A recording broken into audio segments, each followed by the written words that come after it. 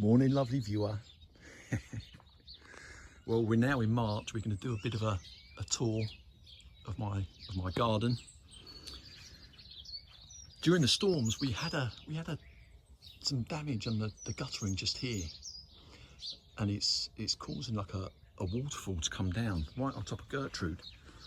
A guy was meant to come round to fix it, but because of the wet weather, he hasn't been able to as yet. But he's proper drowning poor Gertrude there, so that is something that I need to get done. But I wanted to show you this first of all.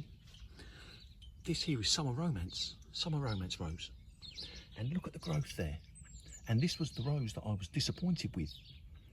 It had a very sort of small root system, but of all the roses in my garden, this is the one that is showing the most amount of growth in terms of stems.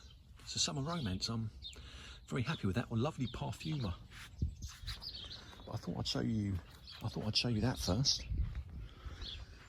And this is a rose that it doesn't get spoken about much in my garden. It's Kiftsgate.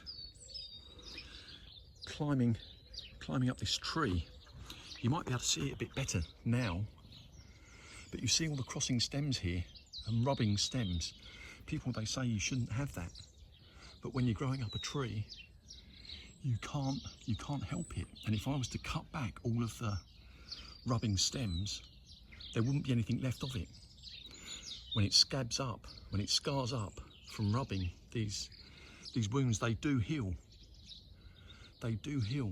And this Kiftsgate is going right up into the tree now, and it's only in a small pot. It's only in this pot here.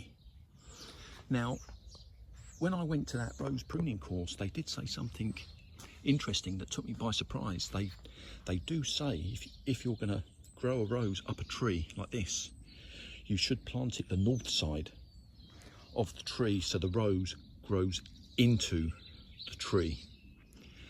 And this is what I've done here, but I can assure you this was more fluke than anything else. I guess it depends how wide your tree is, but certainly that is something they said. If you're going to plant a rose at the base of a tree, plant it the north side so it grows in. Right, we're going to go here just briefly now. I've got Gabriel oak here, and I've got 4 Eustacia Vyes. I was chatting to someone last night on my channel. His name escapes me, I apologise.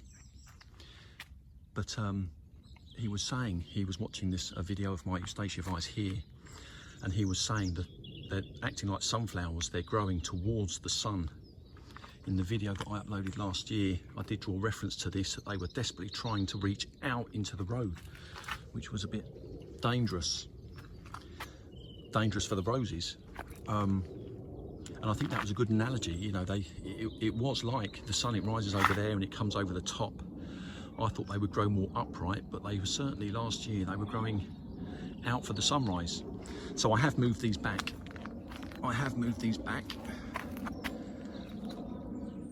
These are a little close together.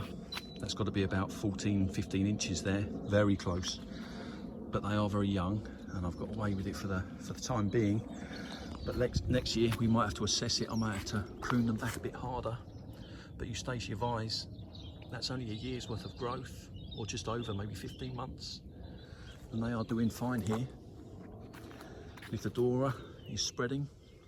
That has to be the poshest drain in the county, that one, I'm sure. This is something I wanted to say. The daffodils are coming out. Right, there is an area of the world at the moment that is under a lot of pressure. There's a lot of suffering, and if I can add subtitles to this video in a foreign language, I will. But I wanted to do at least something on my channel just to show my solidarity and support for them and any families from any side who are going through turmoil. Some tragic news we're hearing. Right, let's have a look at this. This here, I've turned into a baseless pot, and I've done it with the rose in situ. Basically what I've done was I pulled the bottom of I untied it here, I pulled the bottom of the pot out carefully, and I got my little angle grinder and I cut a a hole just at the arse end of here, and that seems to have gone well. It was pretty easy to do. Like I say, I done it with the rose in situ, and that seems to have been easy enough. I didn't see any roots in the bottom. This pot here, I did have Claire Austin in this pot, and it was only in the pot for about a spring and a summer. And I took the Claire Austin out, and I noticed the roots were root bound. It was about an inch thick of matted roots all along the bottom. And the size of this pot is difficult to say, but it was a pot that cost me about, I guess, 80 or 90 pounds. So it's not a small pot, but in just 1 year, 1 season, the Claire Austin, it really did root bound that pot. So that's why I was eager to do something with this, but I didn't see many roots in the bottom of this one. This is Snow Princess. Right, what else we got? This here, I don't know if you can see that there. I was involved in a car accident. I was on the motorway or the highway, and I was on a slip road, and I was stationary. I come to a stop, there was traffic up ahead. I didn't think too much of it. There was nothing behind me. And then I saw a grey BMW sort of join the slip road, and I'm watching it in the mirror. I'm thinking to myself, is he going to stop? I've put the hazard lights on, and I'm thinking, is he going to stop? Is he going to stop? And he decided not to. He did heavy brake at the last minute. I had nowhere to go, and he's just ploughed into the back of me. The wheels went horizontal. I couldn't open the back doors. He's wrote my car off. They bought it here, and then they've towed it away. They dragged it off the driveway to get rid of it. So that's a shame. I'm fine, but I can't do any digging. My neck and back are a bit sore, but I am fine. What else have we got? There was something else that I wanted to say to you. Oh, let's have a look at these here. These are some roses.